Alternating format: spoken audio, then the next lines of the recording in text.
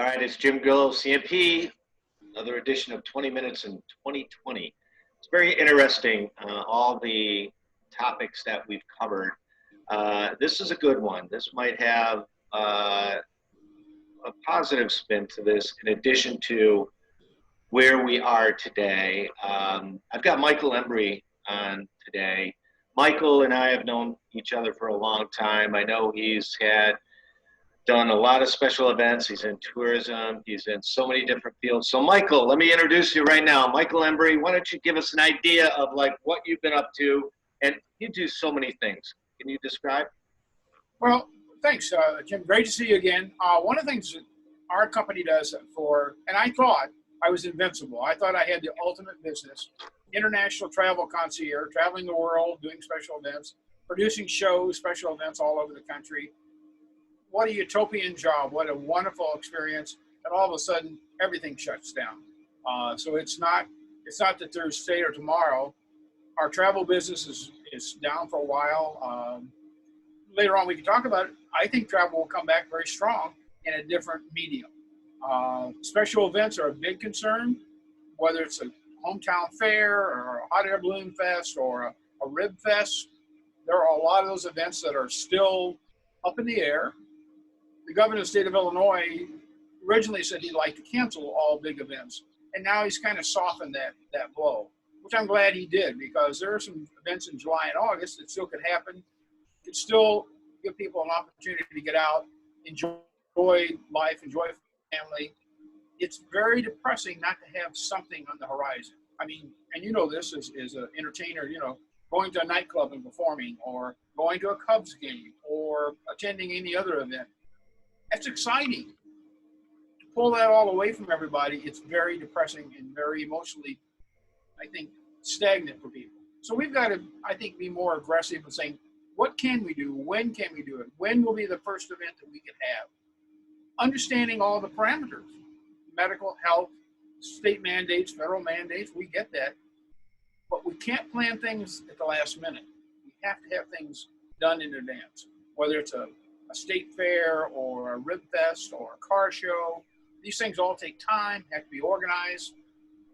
It will and has effect in the future of what the cost of these events will be, who's doing it, why they're doing it. But right now, these vans are waiting for something to do. These car collectors are waiting to get those cars out, going to car shows. People waiting to get out of their house to do something besides walk around the block. Okay, so you plan, what type of events are you into? Well, we've done everything, major events. For 25 years, we did Chicago Bears halftime shows. We do small town community events. We do balloon festivals. We do food festivals. We do parades of a variety, from small hometown parades, and I've actually worked with you with the Mag Mile Light Parade. So it's the whole gamut of small town events all the way up to major events. Every town has 1, 2, 3, 5 special events, which is their newest attraction. That's, businesses or restaurants or buildings, museums don't have that affinity anymore. People want to go see and do things. I call it experiential travel. People want to go experience them. They want to see, feel, touch, and be involved. So you also plan some events for your community as well, correct? Yes, we do a lot of events in our community. We have a major parade in the summer. Last year we hosted our first festival called Balloons, Brews, and Blues. It was hot air balloons, craft beer, and blues music. And the first year event went extremely well. Everybody loved it. We had it at our airport. People got to bring their old cars in the airport. It was just an amazing event. Well, obviously that's canceled this year. Mm. Yeah, that's the tough part. Like, we could all use some sports. We could all use some music, and nobody's going to be able to do that this year, not until 2021, which means we have to go through another cycle of winter. I'm hoping, Jim, that, I'm trying to be creative. I'm looking at things that we can do that will still give people something. It may not be the impact of a festival and fair where you go eat corn dogs and do all that. So we're working right now, because we canceled the Balloon Fest because it would be a crowd event and where people would come. But what we're thinking about doing is creating a balloon race over our community. So people will get to see the balloons still fly over the community, take pictures. We'll give awards for the best picture, at least get them out in their backyard doing something, seeing something. We'll make it fun for the balloon racers, but we'll also make it fun for the community so they can at least see something in the sky. Wow. Something. Yeah, you are just innovative, and that's a great idea. Maybe you can start them up in our community. Well, we have to. I mean, we have to look at these things. We're reaching out right now to say, what can we do that would be unique and different? We're actually talking with some food truck people, having a food truck festival in the residential area, where we like the old ice cream truck, except it'll be a food truck. You can have a taco, or you can have an enchilada, or you can have an ice cream cone. But we would come to the people, not the people come to us. So we can control that, stay in place. We can also control the distancing, but we're bringing people back to them. And again, that's what they want. I know they sound crazy, Jim, but these are things that I see that we have to do. We have to look at. I'm working with a lot of car clubs for Mother's Day, and we're actually going to have a Mother's Day classic car rally where we drive through the residential area with the old cars, honk and wave at moms and saying, "Thank you, Mom." If they're not able to get out, we can bring something to them. And along, we've got some bands. I mean, you're a great musician. We're going to have a couple flatbed trucks with single or double musicians on them, singing along the parade route, just driving around the town. So we give people something back. They have to look forward to something. Wow. Hey, I'd like to be a part of that. And every community should do that. And I think it's important. And again, we have to be cognizant of the rules. We have to understand, work with the police, work with all the regular people. People just want something in their life beyond cooking dinner and watching TV. Yeah. Well, I know, but yeah, I'm in a band, and I know I miss my bandmates. I know they miss being together. And right here is this studio right in front of me. And but we are still doing some type of virtual things. There's a talent show out there in the industry where we're actually be playing tomorrow night. But just me and the other lead singer are going to get the guitars together, and that's it. But if you do something like that, I mean, we would love to come up there for that. Well, that's what we're looking at, and we're getting cities to buy into it because they realize we have to have something. If you're going to lose all your festivals, your fairs, your food events, your carnivals, all that, we have to get the city involved in something that would be more proactive. And yes, we're going to continue on. It's not going to be in the medium that we think, but it will be something fun for the people to see and do and get participatory and get involved, And so now there's a future. We have a positive attitude. Yeah, I love that. And so you also produce tours. I know you've got a phenomenal tour to Ireland. Right. And that's another side of your business, in addition to the tourism side of the business. Correct. We do experiential tours. We do tours where the old days when your mom and dad probably would go take a picture. We call that a Kodak moment. We're now, for the Jim Grillos of the world, we're taking you to Ireland. We're going to visit the top pubs and castles of Ireland. So you hands-on, you more participatory. I call it experiential travel. We do a cooking school in Sicily. We do a wine tasting in France. So we get the people, I think, more involved in the trip because now, and I will share with you my personal philosophy. The old days, people wanted to go wine tasting. Today, the Jim Grillos of the world want to go wine making. Interesting. Yeah. Yes. And you get to bring home something, Right. You get to bring home 6 bottles of Jim Grillo's best red wine.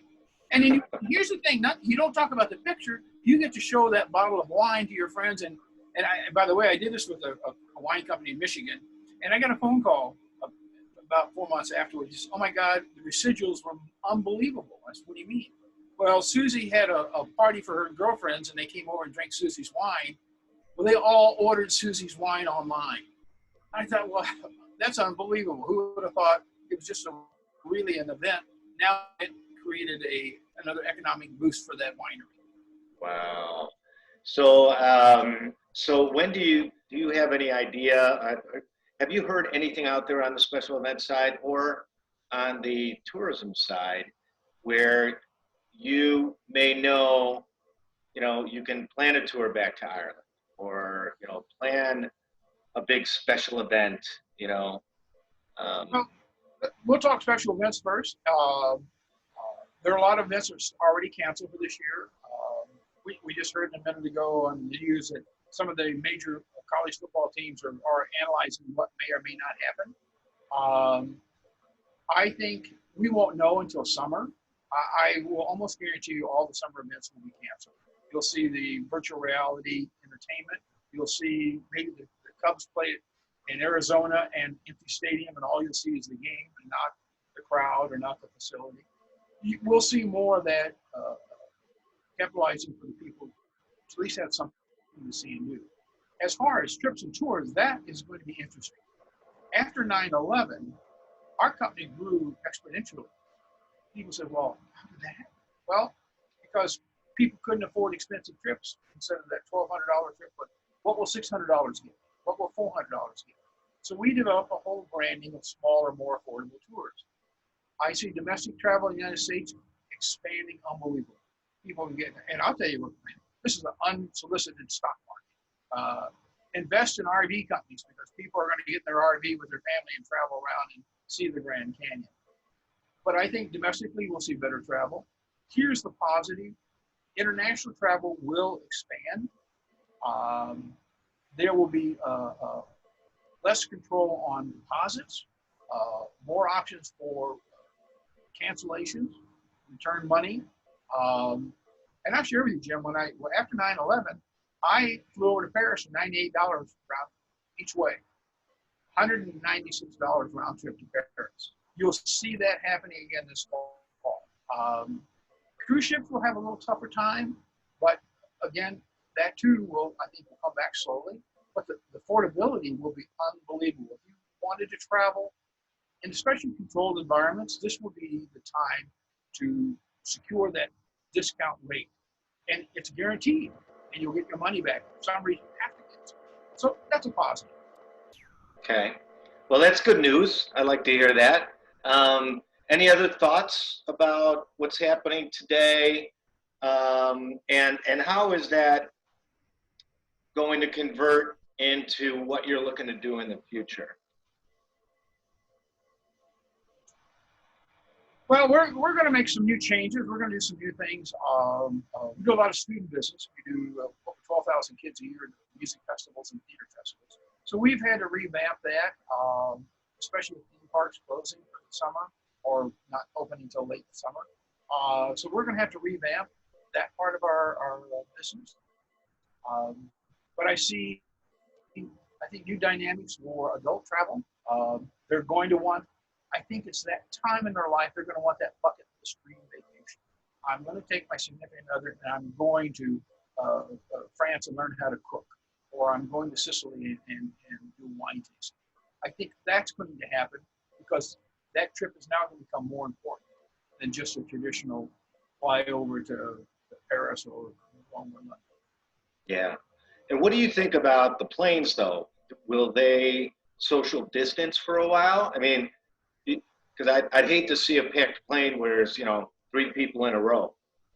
That can happen. It probably will in the beginning. You will see a medical coordination unbelievable. When you go to the airport, everybody will have masks. You will be required to wear a mask. We're even talking about in restaurants. When this is over with, you and your significant other go out to a restaurant, your waiter will more likely have a mask and perhaps a glove. And so the dynamic of our life in the future, just like we did after 9/11, whoever thought of going to the airport and taking off your shoes? Well, now it's standard. We do it. Well, we'll have the same dynamic as far as that. But you'll also get your temperature taken. You won't be able to get on a plane. If your temperature's above that, you won't get on the plane. So there will be more health issues that they'll address to make, I think, everybody else feel more comfortable. Yeah, I think that's fantastic, actually. And I heard news that they may actually, once we all get tested, like everybody gets tested, you either had it or you don't have it. And if you had it, I guess your percentages of transferring that to another person is really low. Correct. But that is going to be a tracking system. So you may not be able to get on a plane if you haven't gotten tested, you know? So they're just trying to come up with a way where we can finally get these numbers in and get back to kind of a subnormal life. I think so. I think Abbott Labs announced today that they're going to have a secondary testing. We'll just keep you healthy all the time. It has nothing to do with COVID-19, but it'll definitely let you know. Sorry, my phone's ringing. They'll definitely let you know that you're clean, and it'll track. If all of a sudden something does change, we're not going to be able to correct everything. I mean, oh my God, Jim, and you're a young man. We've been through SARS, MARS, swine flu, Ebola. What we haven't been through the last year. There's going to be other things down the road. This is a wake-up call for how we take care of ourselves. Yeah, and Abbott stock rose today. I don't know where it's at now. It looks like we're taking a little plunge, a little sell-off on the Dow. But do you have any closing remarks that you'd like to make? And, you've done so much in planning these special events. And like I said, you've been in the industry how long now, A long, long time. Yeah, I appreciate it. Well, I guess I just want to keep the positive attitude. We've posted some good stories, and all of a sudden we'll get that negative person come back. Just forget the negativity. We want to have these events. We hope that they happen.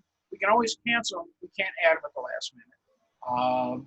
If you have other ideas, we're gonna explore those ideas. How can we get to the people without having them come out of their house? Like I said, we'll do the food truck. We'll do the hot air balloons. We'll do live music in the street, going down the street. We'll create those festivals in Paris, but it'll be in a different format. So who supports those type of events as far as monetarily? I mean, you got to get all these balloons together and bands and all that. Well, again, it's going to have to fall back on some corporation. It's going to have to fall back on the city because there are already budgets for a lot of those activities to begin with. So we're looking at that. There's corporate sponsors. The dynamic of the cost of these events will actually lower. That'll be the nice thing. Where a balloon might have cost you $1,000 last year, probably only $400 this year. So the cost will go down. But again, there's not a larger time frame. There's not a larger economic need. So those dynamics will change a lot. You will be surprised how fast the corporations will come up if you had Jim Grollo balloon flying over your house. What a great advertising. Oh, that's a great idea. Wow. You got some ideas there, Michael. And you know what? You're never short on ideas. I know this about you. You're a great guy. I hope we have our parade this year. The people look forward to it. The Mag Mile Light Parade. I think it is probably one of the best parades in Chicago. And it's great to see people. And I know people plan it every year. So those are good things. Yep. And I know I got your commitment, right, for November for the Mag Mile Lights Festival, if it still takes place. You keep turning my arm, we're good friends. I love working with you, and it's always fun to do that. And you know what?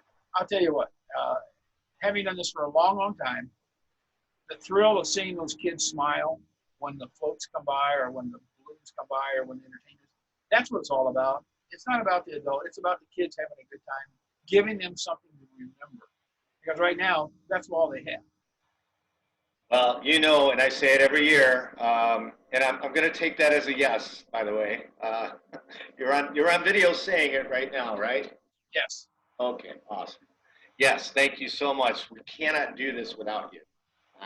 Your support in that special event, the Mag Mile Lights Festival, is huge. The way that you wrangle all those kids and all those bands and all those performers together to get out into that broadcast zone to make TV look good, you are a huge part of that. I cannot thank you enough. Well, I want to get you involved too. We're gonna try to do some stuff, And, you know, whether it's a virtual reality concert or a virtual reality parade, you know, the dynamics will change. We'll have some fun. And, you know, you're a musician. I am too. Love playing. To be honest with you, I've taken my trumpet and gone up down the street and played Amazing Grace, and my neighbors think I'm crazier than a loon. But having fun and getting people out. I think that's awesome. That's great of you to do that. The other day across the street, a guy was playing the guitar, singing through a microphone. He had his guitar, like it was all mic'd up real nice. And, you know, not many people were out, but, you know, everybody's walking by now. So once it gets warm, I'm going to bring my amp and bring my microphone and stand and everything out in the front lawn and just play.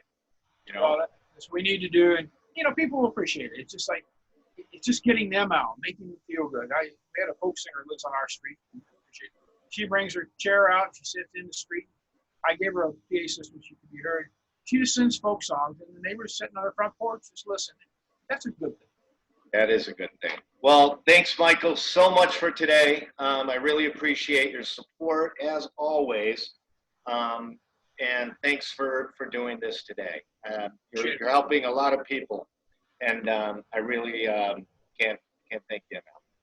Appreciate it. Thanks a lot, Jim. Great to Okay. see you soon. All right, buddy. Okay.